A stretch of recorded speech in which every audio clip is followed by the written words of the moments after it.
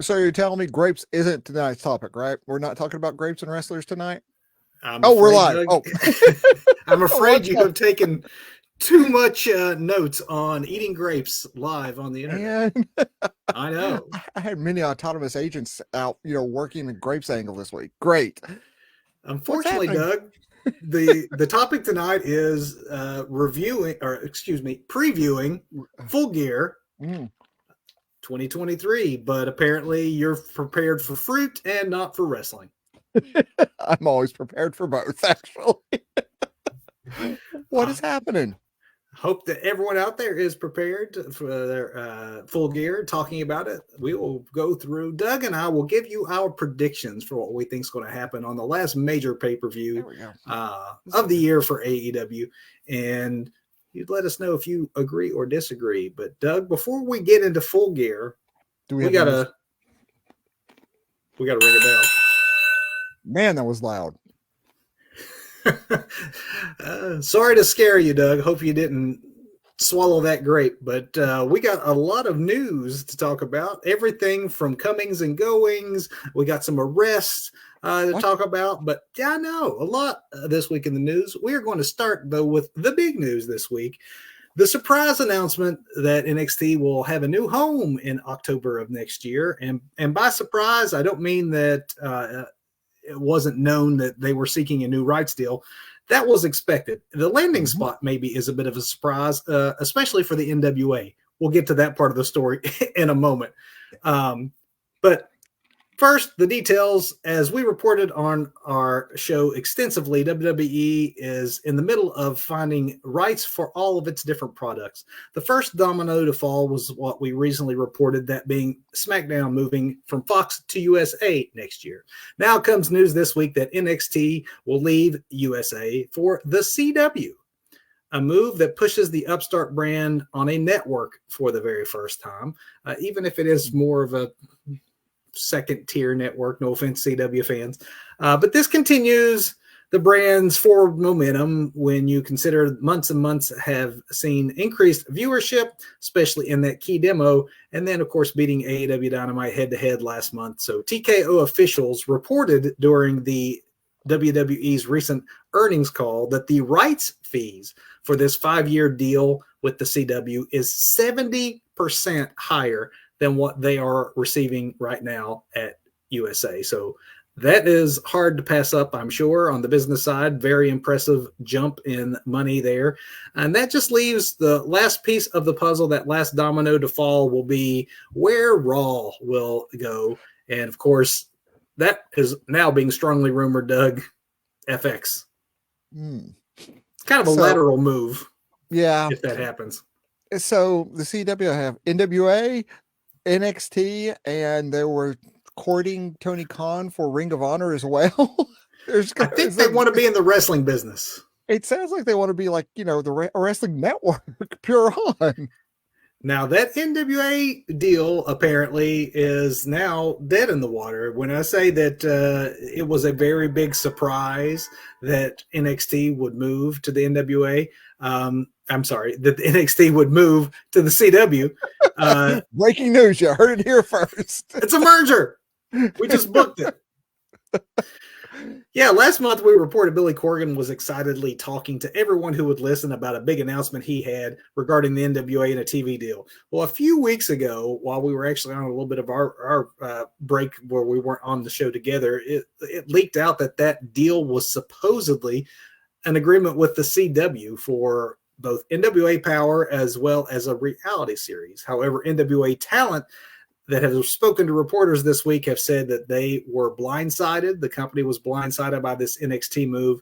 And that obviously leads to speculation that whatever plans the NWA had with the CW, now, of course, being dead. But for his part, Billy Corgan is only saying his original statement about the NWA having 2 deals in place for shows on a top 20 network is still true. We'll continue to follow the story because, Billy Corgan would never say anything that wasn't true to us. William Patrick Corgan might, but not Billy. No. It's true. It's like Vince and then Mr. McMahon. It's like 2 different people. Completely different people. So soon after the ending of that earnings call that I mentioned here in our prior news items, TKO Group Holdings had to file a supplement to its first prospectus that summarized a number of risk factors that the company could be facing. And I can see by that look on your face, Doug. Can you guess? What possible risk could they be facing by taking over the WWE? What would the biggest sure possible risk to earnings be, Doug? That's right. If you guessed the architect of WWE itself, Vince McMahon, you would be correct. So according to this SEC filing, McMahon's board membership could lead to, quote, negative publicity and or having to have adverse financial and operational impacts. The filing goes on to say McMahon could open the company up to, quote, additional scrutiny or otherwise exacerbate the other risk described herein. Mm-hmm. The filing details that the special committee that investigated McMahon last year using company funds to make hush money payments to former employees who had alleged sexual harassment and abuse by Vince and former head of talent, of course, John Laurinaitis. The filing indicates that while the investigation has been closed, further hush money was discovered after the investigation and had to be reimbursed. So I'm sure they're thinking that there's the potential that more will be uncovered as they continue to move forward. Vince isn't out of that hot water yet. We tend to forget that that's still an ongoing thing, right? But obviously TKO is not forgetting, and they're letting shareholders know that the continued investigation could be a problem for the company and negative publicity that it would garner moving forward. Quick additional Vince story, though. This week, Vince cashed out a large chunk of TKO stock that he acquired after the merger, 8.4 million shares, somewhere to the tune, depending on to which report you read. It's around the $700 million range. So not bad, not bad money if you can get it, I suppose. But Doug, that is only 30% of the stock that Vince had post-merger. So yeah, 700 million that he just put into his pockets is still a fraction of the actual stock that he has remaining. That's the power that Vince McMahon still has in TKO. That's a lot of money. It's a lot of money. That's a lot of money. I mean, that's more money than I have grapes over here beside of me. And I got a lot of grapes, man. You got a lot. I thought we were doing a grape show tonight. I came prepared. I am not prepared for the grape show, nor the millions of dollars. Though I would take either one. I would prefer the millions. But speaking of millions, and also related to this earnings call, which covered Q3 that closed in September, it was said that there has been a great decrease in expenses because of the elimination of jobs in IT, marketing, finance, HR, and legal, since they were able to eliminate redundancies between the UFC and WWE. This is what they told the shareholders. It's expected to save $50 to $100 million. The troubling part of what was said, though, is as part of this call, they noted that 75% of these redundancies related savings will be on the 2024 books, which leads to speculation additional rounds of layoffs are to come. Awesome. More people. Already we saw like the elimination of like 100 or so behind the scenes employees in the various areas I mentioned. I'm sure that once they have had their sea legs underneath them and continue to dig through the company, they're just basically making decisions on who they can and cannot do without, and probably there's just another round to come. Yep. It's unfortunate. If something seemed a little off to you Monday night with the finish of the four-way match to determine a new number one contender for Gunther's IC title, that's because the finish didn't go exactly as planned. The Wrestling Observer noted the original plan was there was to be a double pinfall with Miz pinning Bronson Reed while Ivar pinned Ricochet at the same time. Except before the referee counted to 3, Ricochet kicked out. Yeah, he did. He sure did. The mistake is being blamed on the fact that it's believed Ricochet maybe had his bell rung earlier in the match and therefore was just not sure what it was he was doing. which is scary to think that can actually, occur like that. But And these dudes can run on autopilots. We hear yeah, about those old school dudes doing that. And even Mox apparently was doing that recently, and even called an audible to recognizing that he couldn't do what he needed to do. But it's scary well, that they can do that. yeah, it is scary that sometimes you may not realize someone's hurt because they put that autopilot mode on. Mhm. In this case, it was apparent to everyone because it spoiled the finish. But as far as calling an audible, obviously WWE must have called one because there was an immediate after match attack Mhm. with Ivar taking on, beating up Miz. And so that's going to lead to an Ivar Miz match tomorrow on Raw, which was likely the intended destination all along. They just had to get there a different way. Well, do what you got to do, I guess. Do what you got to do. What Impact Wrestling's got to do, at least I guess according to those in charge now, is make everything that was old new again. So after Impact Wrestling has spent the last, I don't know how many number of years at this point in time, but they spent a lot of time rebranding and reconditioning their audience to accept that Impact Wrestling is their name and to bury the old double entendre that was their original name of TNA. But they announced this last pay-per-view, Doug, the company is going to be returning to its original name beginning They're back, in baby. January. They're back, baby. Yep. It's TNA all over. I don't know if Vince Russo, bro, is back with them. Bro. Can we get Aces and Eights back? And what was it? The Main Event Mafia? Main Event Mafia. Hey, it was something that was. If you go back and look at those rosters, it's actually ridiculous the amount of talent that TNA had at their disposal. That it can be argued that they didn't maybe use appropriately. A lot of those folks went on to bigger and better things elsewhere, but we'll see if the magic comes back. Dixie Carter cameo is what I'm hoping for now. You and only you,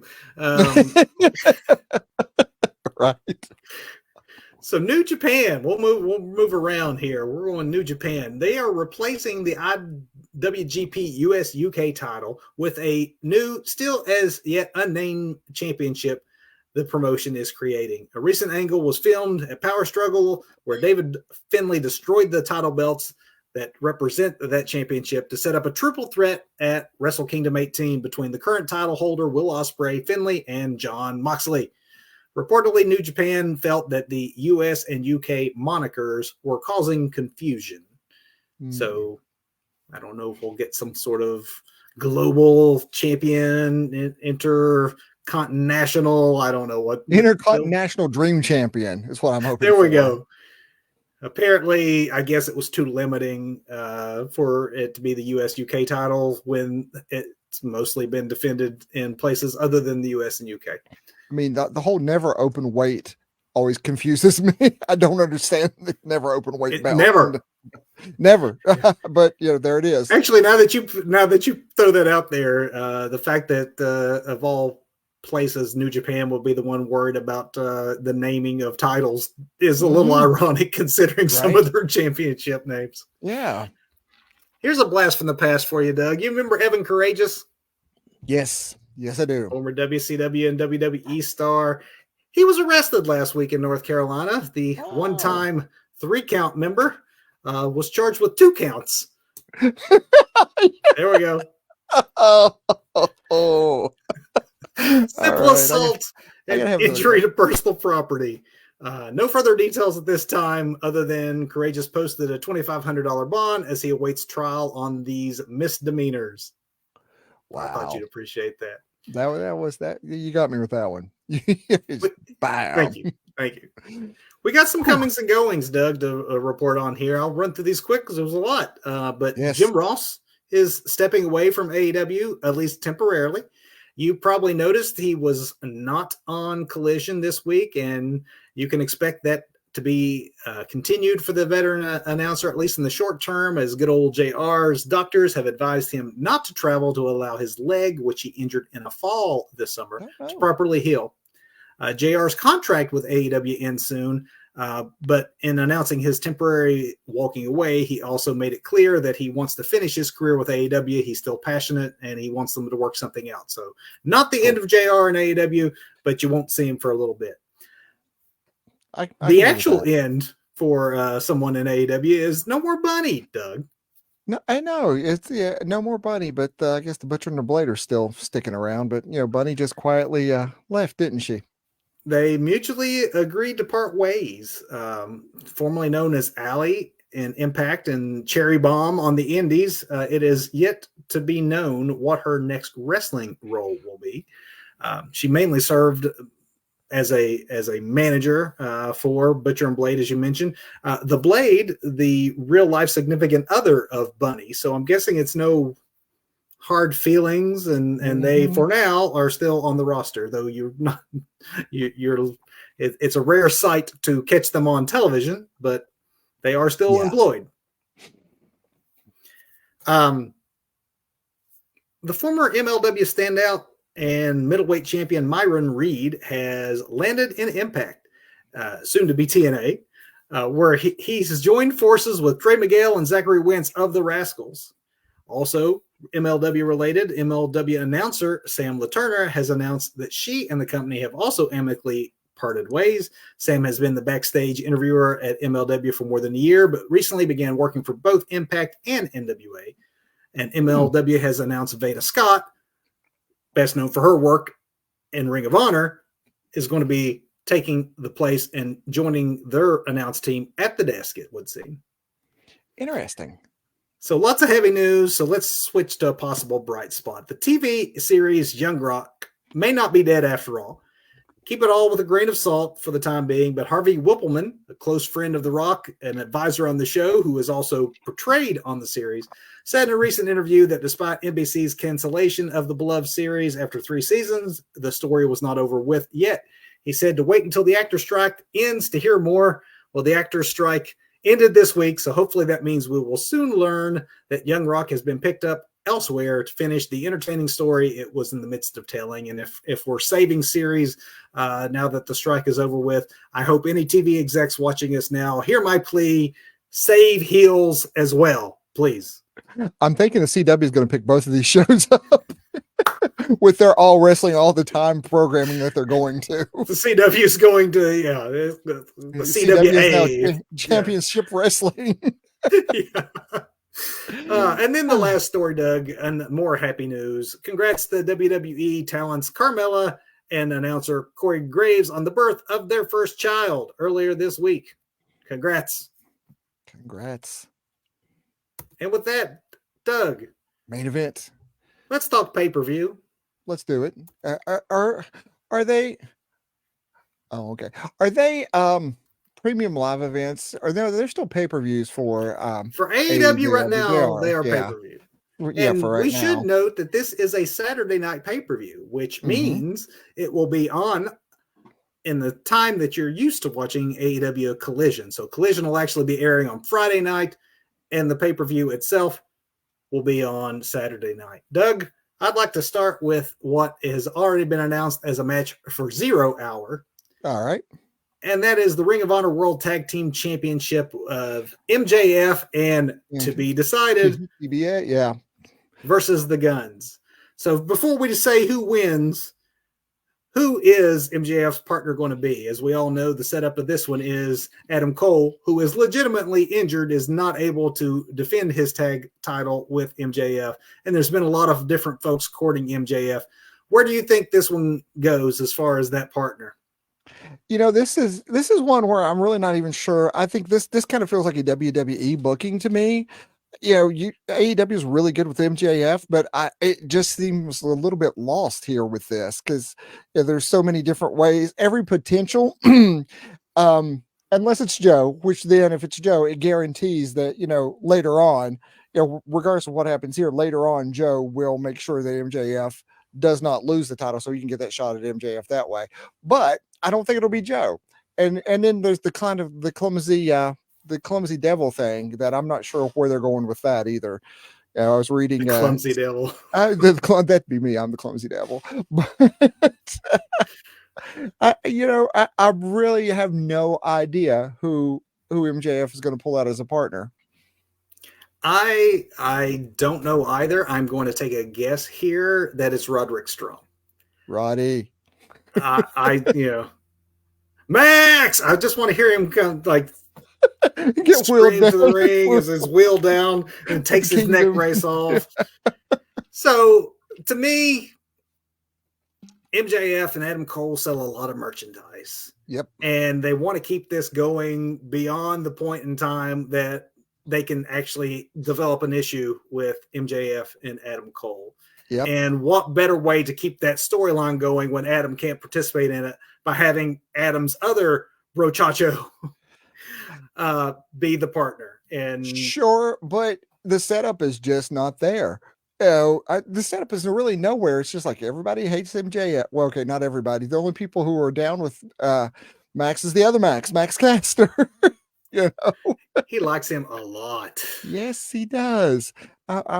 I'm confused by that, but anyway, I don't know what's going on there. I need context.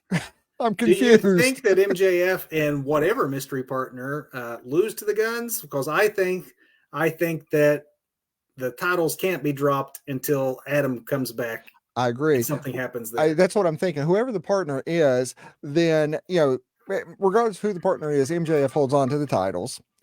And if it is Joe, I mean, I know we're jumping ahead here, but if it is Joe then has a vested interest in that title picture that happens later on in the night. So I just see some. Or if it's a Roderick and he somehow ends up costing an MJF or managing to save things for MJF, then that's something that can be used as a wedge to show that maybe Adam has been stirring this drink the whole time. Like, there's a lot of ways they can go with it. Like you say, though, it's not been exactly clear. And before we get to the main card and talk any other matches, and we leave this one, I know we spent a lot of time on a 0-hour match, but do you think that part of the reason that maybe there is confusion is that Ring of Honor and Ring of Honor storylines are occasionally weaved into the main broadcast, but for the most part, those storylines are best followed by a show that most people don't have access to because it's streaming only?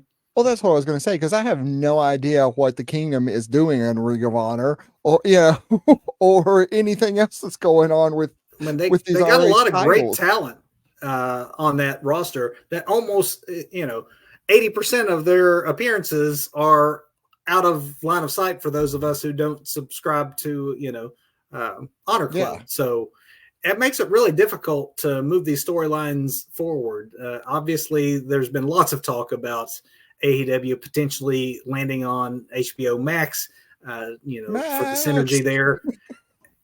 Oh, that would be great promotion for it. But absolutely. I mean, they have to get Ring of Honor some sort of more wide coverage, even if it's streaming and it's just part of a base package where you are already subscribed to everything else, but just to literally subscribe for Ring of Honor pay-per-views and classic content and a weekly TV program is not really sustainable moving forward. I have to think that Tony Khan's just accumulating losses with this one. I was reading just today, though, going back to the CW thing about NXT and NWA and Ring of Honor. Tony shot down any ROH offers from the CW, and because he said he wants to wait till he has TV secured for AEW, because he thinks he'll be in a better place to negotiate than for ROH, from what I was reading. So he's not really. I mean, he'll throw a deal at him and he'll consider it, I guess, but there's not going to be any serious consideration until the AEW TV deals are tied up and done. Well, obviously, if Tony considers himself WWE's competition, the competition has pretty well put their house in order. Tony's looking a little bit behind here. And potential partners are obviously falling off of the table as WWE snatches these individual pieces. It's interesting. It'll be interesting to continue moving into 2024 as we get closer and closer to a lot of these deals ending. But Ring of Honor has to have something more consistent for us to be able to follow these storylines more clear. It's confusing. It looks like way too many titles when you have to have ROH storylines kind of shoehorned into your AEW programming. Yeah, and then you have like what is QT now? Isn't he like a AAA champion of some sort? Or that's true. Yep. It does get a little. I mean, I personally like it. I like it a lot that you have all these other like companies represented. You have your AAAs, you have your the New Japan guys, but it does get a little confusing. And it does seem like everyone's a champion, which, kind of defeats the purpose. So. Everybody gets a trophy for just showing up, Kevin. That's with that, Doug, main card. Let's do it. 6 guys here that aren't just getting trophies for showing up. Sting, Darby Allin, and Adam Copeland versus Christian Cage, Luchasaurus, and Nick Wayne. I don't know about you, but I'm calling this one the way I really want to see it go down. Please, floor is yours. Which is, that Adam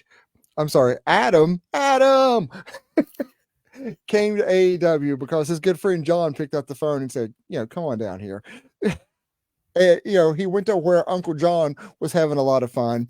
And at the end of the day, it's all this big thing because there'll be some sort of reveal afterwards when we get the why, because he will join with Christian. They will take out Darby. They will take out Sting.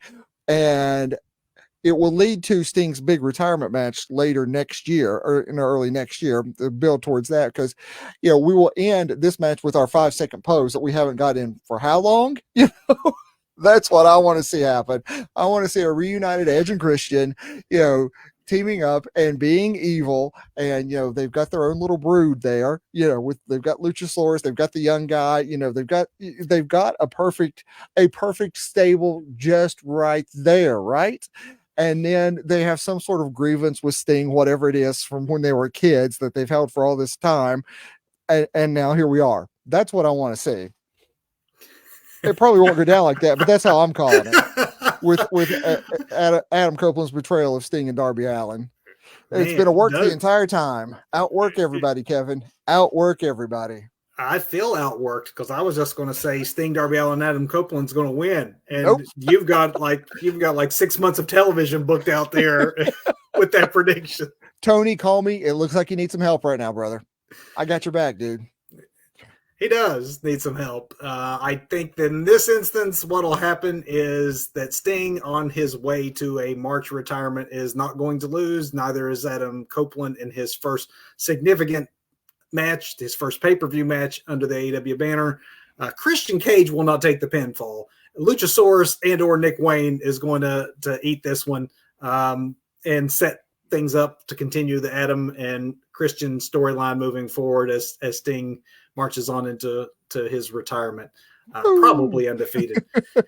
Will Ric Flair be at ringside for this? Is that a thing that's happening? I'm confused about Rick's role in Rickroll. Rick is supposed to be on the ride all the way up until the retirement of Sting, and yet they announced that 1 week, and the very next week, no Ric Flair. So I don't know. The only sign of any Flair I've seen is Andrade doing a figure 8 to win on Collision, which was hilarious. I loved every bit of that. That was fantastic. Great call there, Andrade. Yep. Kenny Omega and Chris Jericho, the odd couple here, teaming together against the Young Bucks. That's an interesting one. It is. I like it when there's a little bit of tension in the Elite. But Kenny said it before, it's not a big deal to Kenny. He's done this before. He's beat the Bucks. He and Hanger did it back in the day, but I don't know if that really comes together with, I don't know. And Chris Jericho's been on a bit of a losing streak. Not exactly, I don't know when is the time that this redemption story arc fully starts moving in his favor, right. But if he loses this one and takes the pinfall again, I would not be surprised if it's still leading up to something for Jericho, and that keeps the Elite from, completely having a full fracture, just more of a little dust up here, and they move on. So I'm going to go Young Bucks, and perhaps some Don Callis family influence in this to cost it for Jericho and Omega. Of course, I could just go all wacky and say, you know what? Bucks joined the Callis family. I'm calling it. I'm just going. Bucks join the Callis family. That's what happens here. It would not surprise me if Don Callis, who hates Kenny Omega and Chris Jericho, gets involved, costs them this match, and then tries to recruit the Young Bucks to his side. That would definitely be within the realm of possibility. But you're going all out. I'm calling the wrong pay-per-view, but you're right. I'm doing all out tonight. I'm going to see just how outlandish I can get with these predictions tonight. we got a comment there, Scott. Absolutely. I mean, Jericho going with Don as a way of luring in the unwitting Chris Jericho. It's been a work the entire time. Again, we're out working Swerve, or let's put Swerve with Don Callis. Swerve's got him a good manager right now. Let's go to that match next. We've got our predictions on this one. I love that dance, man. I do not know what was in those grapes I ate. Oh my goodness. Texas Death Match is what the stipulation that was added to this contest. This is an interesting one because Hangman Page and Swerve had, at the last pay-per-view, one of the best matches on the card. Sometimes Tony, in his booking, it seems like he rushes things, and then sometimes he seems like he keeps going back to the well. In many ways, I thought that Swerve getting over the hurdle of Hangman Page was going through the gate to the next level. Now I'm fearful by the fact that they're stretching this out. This means the even Steven booking of now Hangman Page has to get his win back, which I really don't want to see. As much as I like Hangman, I want to see Swerve firmly inconstant to that upper echelon. And I'm afraid that it doubled down on the outcome of what this one is going to be for me when they decided to make it a Texas death match. If a Texas death match doesn't favor a cowboy, I'm not sure what the purpose of the added gimmick is other than now this is going to make it 1-to-1 and then we'll have a third. The chemistry is good. I'm fine to see the match, but I just kind of like to see Swerve move on. I would too, man. I really thought that was Swerve's, like I said, this Swerve's graduation. Hangman, so here you go. You have beat a former world champion. You are advancing. You've leveled up, right? But now we get this whole angle with Swerve in the house and all the uncomfortable promos that are happening and everything. And we are going towards 50-50 bucket. I got no like wacky call here, but Hangman kills Swerve and he takes his son to pee on the grave every year or something crazy like that. Whatever wacky promo he was cutting the other night. I don't know, man. I want to see Swerve advance, but I don't think it's going to happen. Not yet. No. We're going to get a rubber match, when Sting retires at the pay-per-view or after that, I guess. I mean, once you start entering another person's house and hanging over, their baby's crib, right? I'm like, could we just say that, Swerve was the better man on this night and beat a former world champion and then both move on to other things? Again, this will be a great match. Not slamming the quality of the match, likely to steal the show, even kind of quality of a match. I just wanted Swerve to have graduated, as you put it, and not be back to that even Steven booking. And I think we both are seeing this one exactly the same way, that this is Tony's even Steven booking. Unless Adam Copeland comes out and turns on Hangman too, because he's turning on everybody. And then they all join the Callis family. Everybody's by the end of the night, everyone on the card will be in the Callis family. It's like an MWO thing. You know how NWO took over an there was no one left. The Callis family. It was like a bunch of wrestlers against Larry Zbyszko from the announce table by the end there. All right. Now I feel like some of Doug's grapes are wearing off on me, I think. Give me a case of the sillies. Woo! All right, what's next? Women's World Championship. Hikaru Shida, the champion, defends her championship against timeless Toni Storm. So here's what I want to see. Hikaru is a 3-time champion now. I want to see Tony Storm become a 3-time champion for herself, and I want to see her every time she wrestles from now on. Once she's champion, it has to be in black and white. The entire time she's champion and she's wrestling, the entire matches have to be in black and white. So you're predicting title change? Absolutely. Same here. Yep. And it's nothing against Shida, or as much as I like Shida. Mm-hmm. I love Tony Storm as well. I don't feel that even though she had been champion before, there was that whole interim champion business, and almost like she was just keeping the title warm for the direction they really wanted to go in. I don't believe that Tony Storm in either WWE or in AEW had actually latched on to a gimmick that was going to make her main event until this whole timeless Tony Storm bit. Yep. She's upped her game to the next level, and I think that it's more than time to reward that and acknowledge that and put the title on her for real this time. No interim anything. Let's let timeless Tony Storm. And hey, if she wants to wrestle in black and white, I'm totally fine for that. I'm enjoying the heck out of those promos. She's got it all going on right now. She just needs the title on top of it. Absolutely. Absolutely. And then she joins the Don Callis family. Because that's what all roads lead to Don Callis tonight. That's the ending of every match. Doug, which one of these next two do you think is joining the Don Callis family? They're both.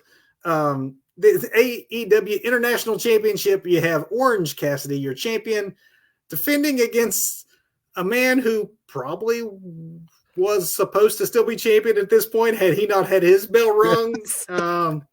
Jon Moxley.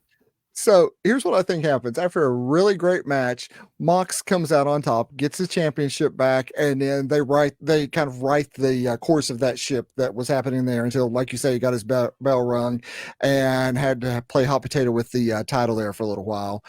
Makes sense that, let Orange carry it. It leads to a good story and what will be I'm sure a great match. But Mox gets it back. Then Orange Cassidy, who's now of course lost his belt and is dejected, leaves Chaos, leaves the Best Friends, and joins the Don Callis family. Because Mox ain't leaving a Blackpool Combat Club. So I actually am going to, I think, one of our few disagreements here. I'm going Orange Cassidy. I'm thinking that the red herring is that Jon Moxley is, was supposed to be the champion, and everyone knows that he was never intended to actually book to lose that. I'm not really sure what Jon Moxley as the international champion, like, and no offense to that championship. Jon Moxley is more of like around the world title scene kind of guy, or a tag team with his, Blackpool brothers. Mm-hmm. I don't know that he needs the title as much as the title has become quite synonymous with Orange Cassidy. Yeah. You could make the argument that means that maybe it's time for him to lose it. I think that title has been so much of a hot potato since the whole mess with Jon Moxley that putting it back on him might just start that again, because I don't see Jon Moxley as a long-term mid-card champion. Orange Cassidy, I think, holds it a little while longer until the next actual challenger comes along. I do agree that Mox doesn't need the title. I still think he's coming out of this with it. I don't know, because I think Cassidy's better chasing. I mean, the babyface is always better chasing the title than having it. But I just lost my point. I had a really good point. I was formulating while you were talking, and it's just gone. Let me guess. The Don Callis Society. The Don Callis Society. Family. Societal family. The societal family of the Friends of Chaos. Yes. Winning the Intercontinental. Never open door. Or never forbidden door, I guess. Going off the rails. Man, I no more Walmart grapes for me, man.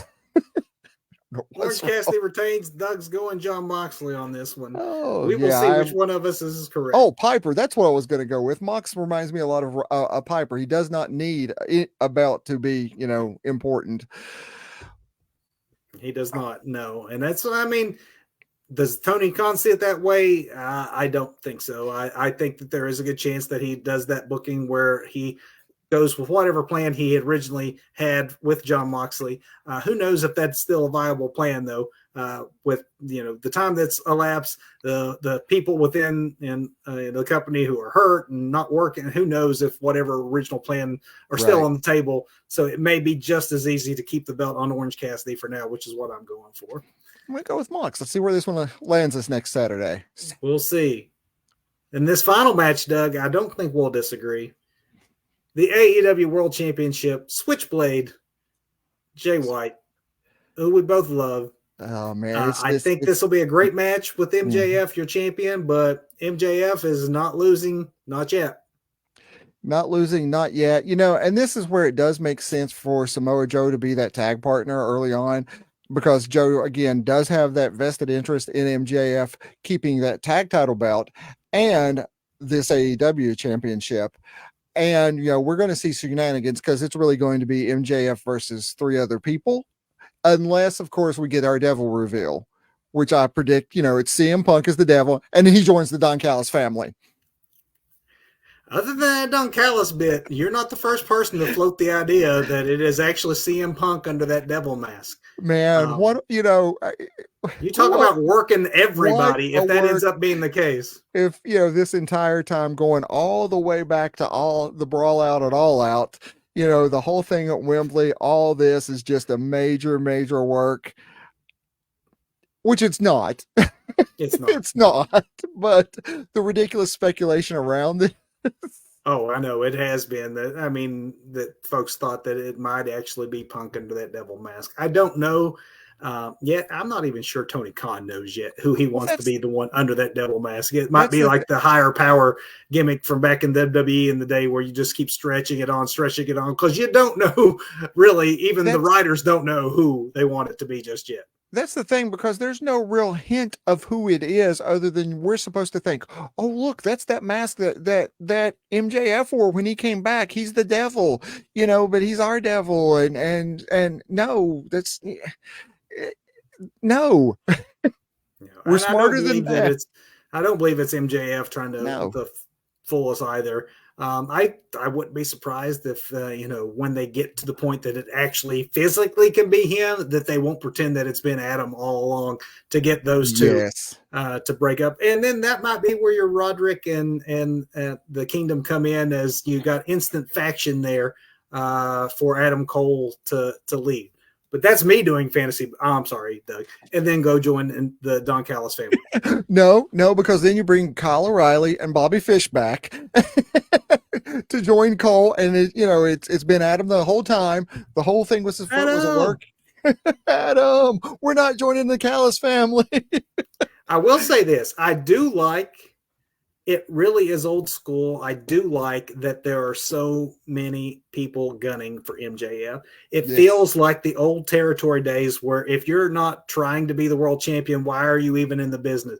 Mm-hmm. I know some line of thought, and some people complain that, hey, we had that MJF versus Kenny Omega match just kind of thrown in right before we had Jay White, and you can't build to that when Jay White's going on. Well, you got Samoa Joe calling him out. You got Wardlow that's his whole thing now is MJF. The fact that everybody wants to be your world champion, to me, feels like exactly a promotion should feel. Everyone should want to be world champion, and that it's okay to have multiple folks, suspects, as it were, when you have these kind of storylines who are legit, like believable, could be the person that's doing all this to MJF because everyone's out to get him. I think that's perfect for someone in that position. I do too. But I mean, you've got big heavy hitters like, Samoa Joe, Wardlow, these guys aren't going to orchestrate like this whole like devil thing and all that with like a whole squad of people. So you're saying it's Adam? It's Adam. It's been Adam all along. Small guy. Exactly. I'm telling you.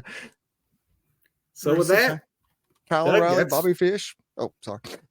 That's full gear. It's full gear. I know that we still have a couple. Stay away from them. I know we still have a couple of TV shows before then. 1, 2, 3, 4, 5, 6, 7 matches for a AEW card, including a 0 hour. That actually feels refreshingly light. It's crisp. I hope that they stick with that. I think that's plenty enough because even with 7 matches, that's going to go until what, midnight or better. I mean, 7 matches, let them all breathe, let them all be, if you want to have a few epics in there, that it's this trying to Right. get 12, 13 matches on a card that makes it go 5 hours. I hope Yeah. that they show restraint and get that, if you take the 1-0 hour match that we know of off, Right. that's 6 matches for a pay-per-view. We'll go 3. That's perfect. I mean, that's absolutely perfect. Please, Tony Khan, we know you watched the show. We know you spiked Doug's grapes, but please show restraint here and do not add any more matches to the main card this week. Let's see what a crisp AEW pay-per-view could look like if we allow it to do so. That would be great. I certainly hope that's what we get. Doug, with that, let's hit that big finish. Let's do it. Big finish. Big finish. We will start with Botch of the Week. All right. So I don't know who, and it's probably Tony himself that does this, but I have such a huge problem with Roosh being pushed. I should have said push. It's okay. It's hard to do. Because, they've teased this baby face Roosh, or if not a baby face, this at least tweener Roosh. No, Roosh is a heel. Roosh needs to be portrayed as a heel. His faction needs to be a heel. That entire faction can get over as heels easily. I'm just calling this a botch because since they brought Roosh back, they even kind of establish it with almost like this kind of cartel kind of like angle, and then he comes back and they're not the heel faction I expected them to be, and they just continue to tease babyface, and if not babyface, tweener. I don't like this. I think it's a mistake for the Roosh character and his entire stable for them to play anything but heels. I think Roosh is one of those guys that is just much better as a heel. Of course, I could have made this argument a year ago for MJF too, I guess, but Roosh I think is a very different case than MJF. I'm not saying Roosh is not a generational talent, but he's no MJF. It's apples and grapes. It really is. He really did prepare for a fruit show. I totally get that. I like Roosh as a heel. Someone who I don't like as a heel nor as a face is my botch of the week.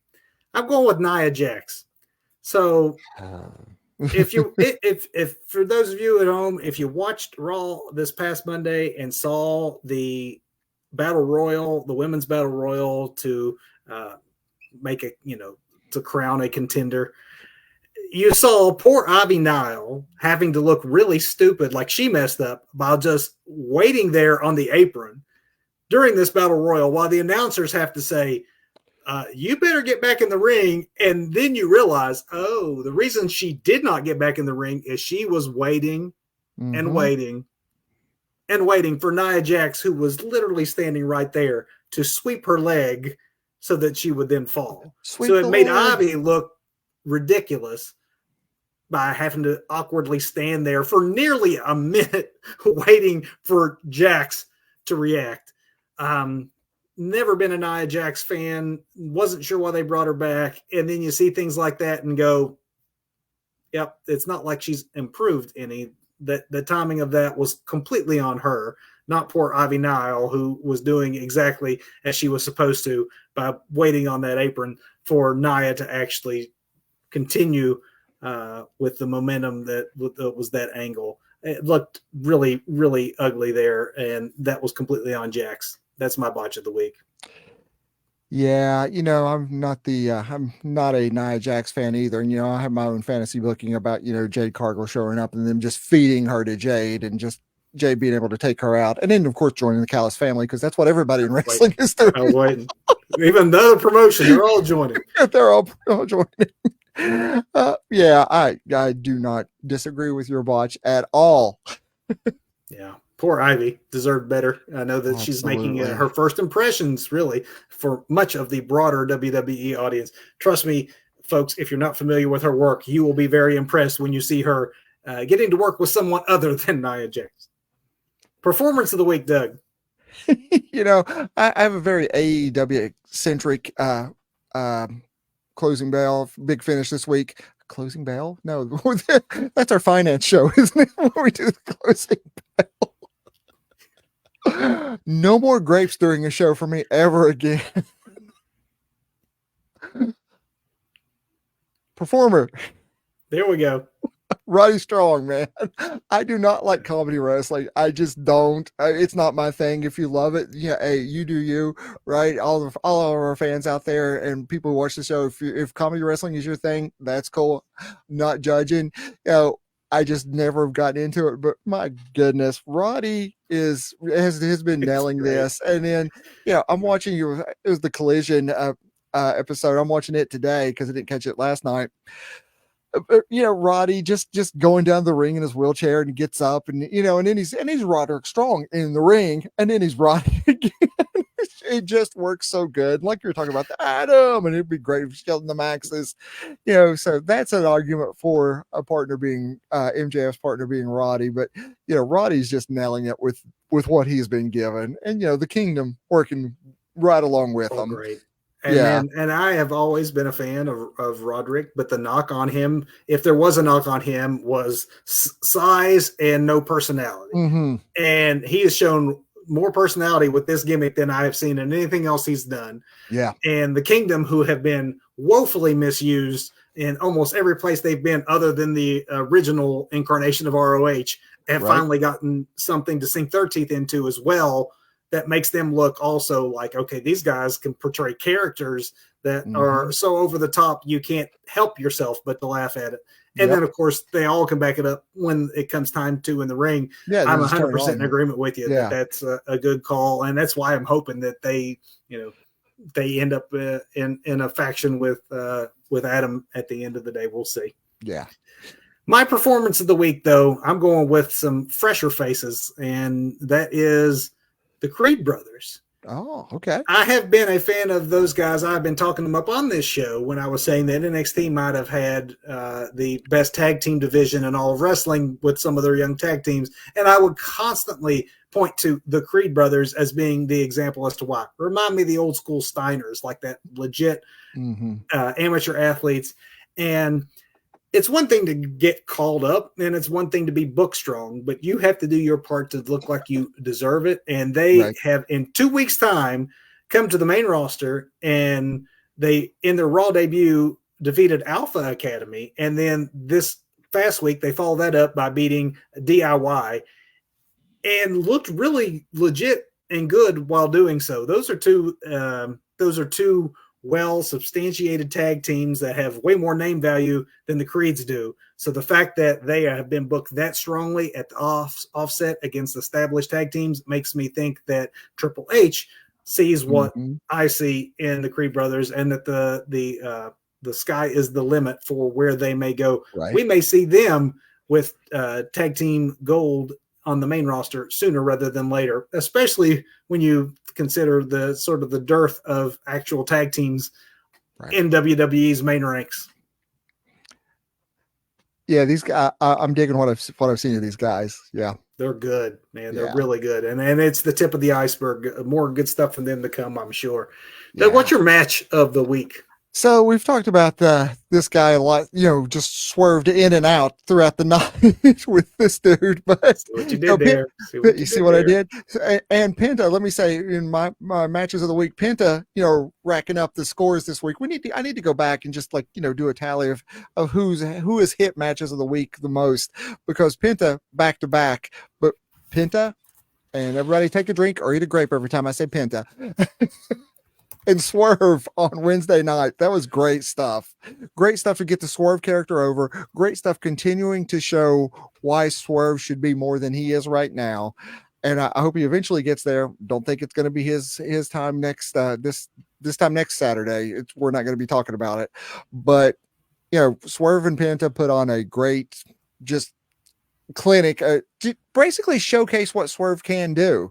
I think that's what that was getting over, the sinisterness of Swerve. And then of course you've got the Hangman, ending to it, which is appropriate for what's going on with them. But Swerve and Penta on not Collision, Dynamite.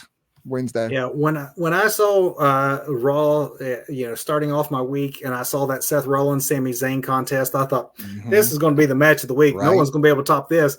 And then Swerve Strickland takes the stage against Penta, and I'm with you. That was absolutely incredible.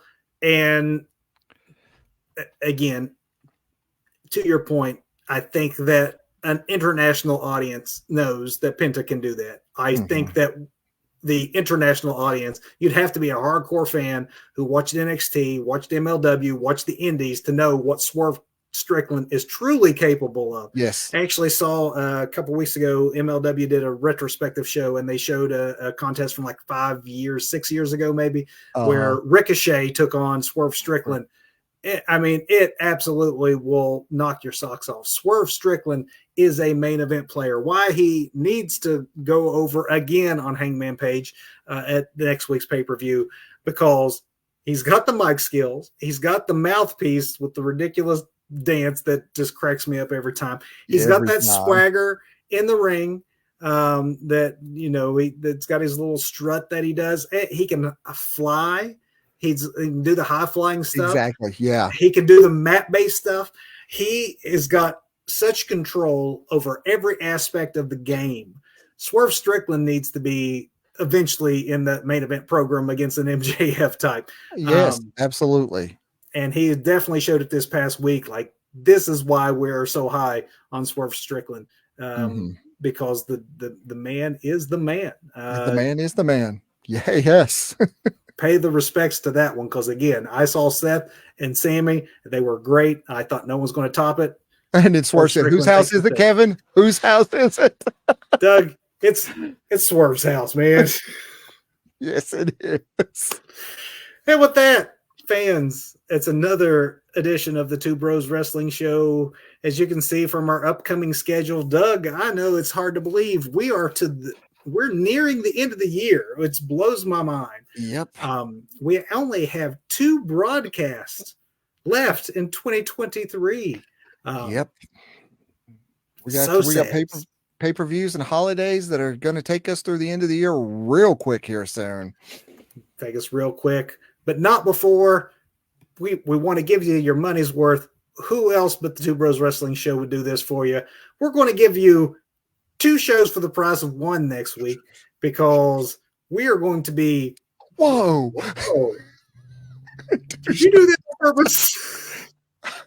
I don't know how that happens. See, I can't do it again.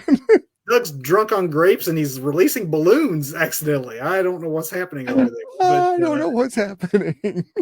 Save that celebrating for next week, Doug, when we both review Full Gear while also doing our predictions and a preview of WWE's Survivor Series, their last big premium live event of the year. So it's a preview, review, AEW, WWE show. It's a little bit of everything next week. We want you to join us. Tune in live at 8 p.m. Eastern time on our Facebook, or anytime on demand on our YouTube and Facebook channels. That's the Two Bros Wrestling Show for this week. We have 2 of these left. We want to see you at both of them starting next Sunday night. Until then, go eat some grapes, everybody. Yeah, I'm going to go join the Don Callis family. So I think we're already in the Callis family. So see you next week, fans. See you, folks.